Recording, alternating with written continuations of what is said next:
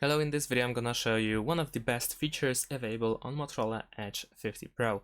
So the first thing that I want to show you is the personalization settings. If we go to the settings, then over here we can go to personalize, and this is a pretty cool feature because everything that is related to visual customization is pretty much in one place. So over here we can change the wallpaper, we can change the theme, fonts, we can select colors, shape of icons.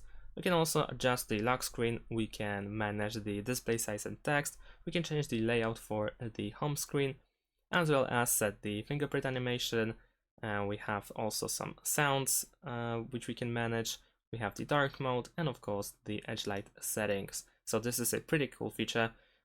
It's really cool that we can adjust so many things in just one place.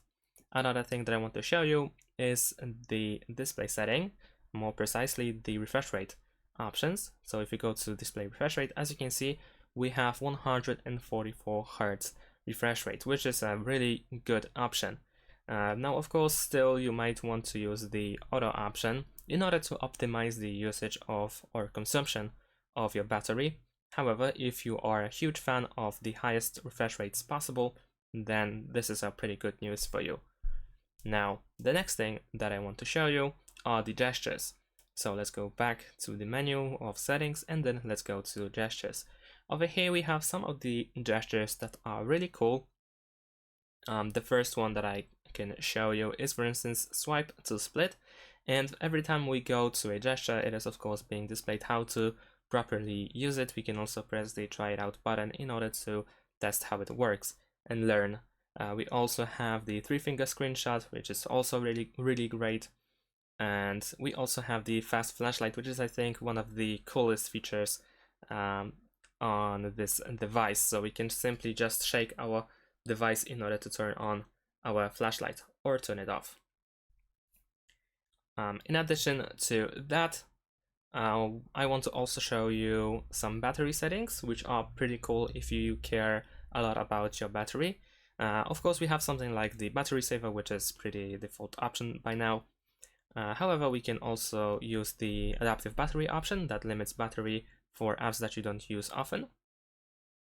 We can also enable the charge boost, which is used in order to speed up the charging process. However, this process heats up the smartphone as well. So while it is cool that this is an option, maybe not everyone might want to use it. It's up to personal preference. We can also improve battery while the device is inactive by using AI. We can also enable the optimized charging to charge more efficiently to keep the battery healthy. And we also have overcharge protection, which we can enable. And this is especially cool if you tend to charge your device a lot. Right? And the last thing that I want to show you is the RAM boost. If we go to System in the settings, and then go to performance, over here we have RAM boost, which we can enable, and we can extend our memory size by additional 12 gigabytes. So we can of course select 4, 6, 8 or 12 gigabytes.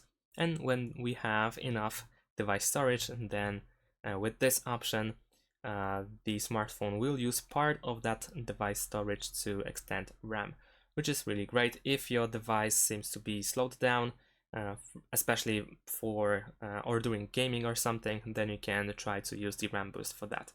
And that's it. Thanks for watching. Leave a like and subscribe to my channel, and see you in my next videos. Bye.